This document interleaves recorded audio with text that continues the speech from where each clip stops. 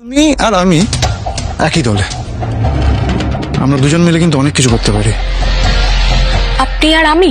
Yes. জামাইবাবু, আপনি আমার সঙ্গে।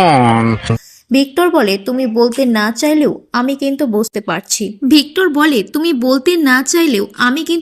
পারছি। অনেক বছর আমি বিদেশে থেকেছি, তাই মানুষের চোখ দেখলেই বুঝতে পারি সে কি বলতে চাইছে। তিতলি বলে বিদেশ থেকে আবার দেশে ফিরলেন কেন? ওখানে থেকে কেউ আবার ফিরে আসে নাকি? ভিক্টর বলে রাধিকার কাছে শুনেছিলাম ছোটবেলা থেকেই তোমার স্বপ্ন নাকি বিদেশ যাওয়ার। তোমার সেই স্বপ্নটা যদি আমি পূরণ করতে পারি। কিছুদিন আগে বাড়িতে ঢুকে যিনি তন্ত্র সাধনা করে মঙ্গল অমঙ্গল নিয়ে অনেক কথা বলল, তাকে আমি চিনে গেছি। বাড়িতে এসেছিল সবাইকে ভয় দেখাতে। আমি তো জানি সে আসলে ফ্রড। রাহুলের মা আর পিসি ঠাম্মা ব্যাপারটাকে খুব সিরিয়াস ভাবে নিয়েছে। তিতলি বলে তুমি যেহেতু চিনতে পেরে গেছো, প্লিজ জামাইবাবু কাউকে বলো না। আমাকে ভিক বলে ডাকতে পারো। টিনটিন কিন্তু ভিডিও করেছে তোমার সেই তান্ত্রিক রূপটার।